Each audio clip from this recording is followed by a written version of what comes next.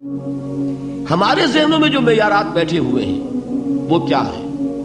کامیابی پیسے سے ہے، کامیابی جائیداد سے ہے، کامیابی کاروبار سے ہے، کامیابی شہرت سے ہے، کامیابی اقتدار سے ہے. یہ معیارات ہیں.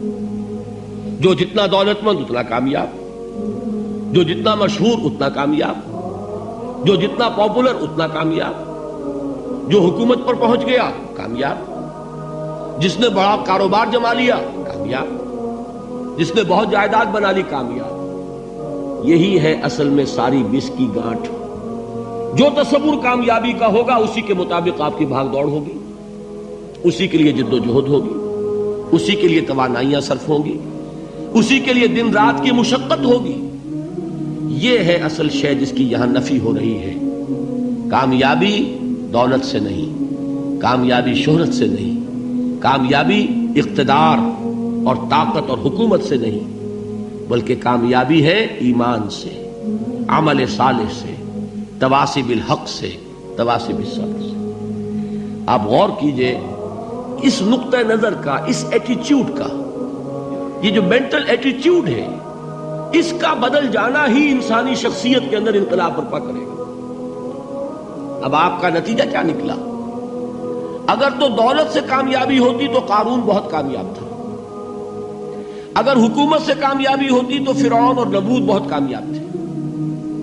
کامیابی ان سے نہیں ہے. کامیابی انسان دولت میں قارون کی دولت تک پہنچ جائے اور دنیا میں دبدبہ اور اقتدار اور سلطنت اور حکومت کے اعتبار سے وہ نمرود اور فرعون کا مقام حاصل کر لے، وہ ناکام ہے، خائب ہے، خاسر ہے، برباد ہے.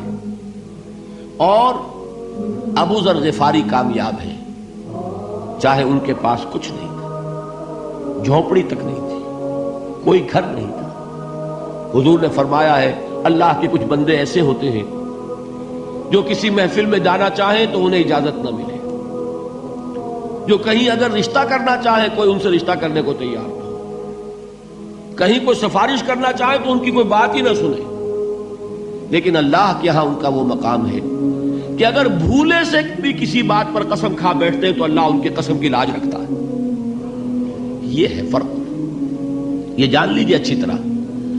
اس بات کا مان لینا آسان، اس پر سبحان اللہ کہنا آسان، لیکن اس کے مطابق آپ کے اپنے ذہن کا بدل جانا بہت مشکل. اس لیے کہ ہم متاثر ہوتے ہیں اپنے ماحول سے. وہ بڑا محل ہے، دیکھ کر ایک دفعہ جھجری آتی ہے، وہ بڑی سی 20 فٹ لمبی کار سناٹے کے ساتھ آپ کے پاس سے گزر گئی. ایک دفعہ اعصاب کے اندر ارتعاش ہوتا ہے، محسوس ہوتا ہے بڑے یہ نصیبے والے لوگ ہیں، بڑے خوش نصیب، بڑے کامیاب. حالانکہ کچھ معلوم نہیں کہ یہی سب سے بڑی بد نصیبی ہو سکتا ہے کہ یہی سب سے بڑی ناکامی ہو. اگر ذہنوں میں یہ بات بیٹھ جائے کامیابی کس شے سے.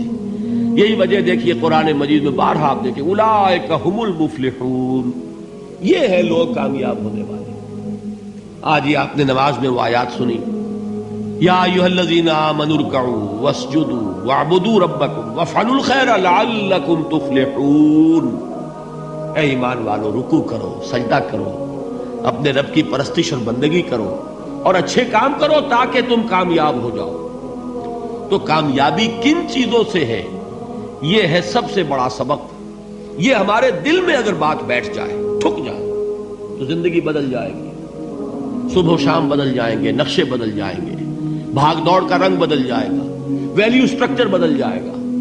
آج وہ ایک چیز نہایت اہم نظر آ رہی ہے، کل نہایت غیر اہم نظر آئے گی. جیسے کہ حضور کی حدیث ہے، مالی ولد دنیا، مجھے تمہاری اس دنیا سے کیا سروکار ہے.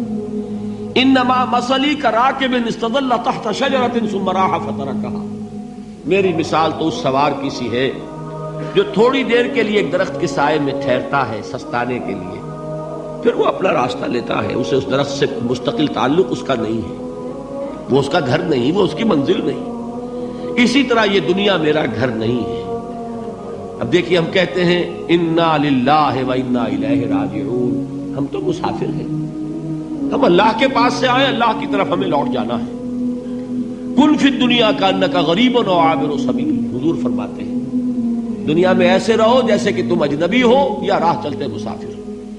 لیکن یہ طرز عمل کب ہوگا؟ جبکہ یہ آیت ہمارے ذہنوں کے اندر بیٹھ گئی ہو. والعصر ان الانسان لفی خسر الا الذین آمنوا وعملوا الصالحات وتواصوا بالحق وتواصوا بالصبر. یہ ہے اصل بات جو میں نے عرض کیا تھا کہ میں بتاؤں گا صحابہ کیوں ایک دوسرے کو یاد دلاتے تھے. اس لیے کہ دیکھیے جیسے برف باری اگر ہو رہی ہو، آپ باہر نکلیں گے تو برف آپ کے کپڑوں پر جم جاتی ہے نا، تو آپ جھٹکتے ہیں کپڑوں کو تاکہ برف ہٹ جائے.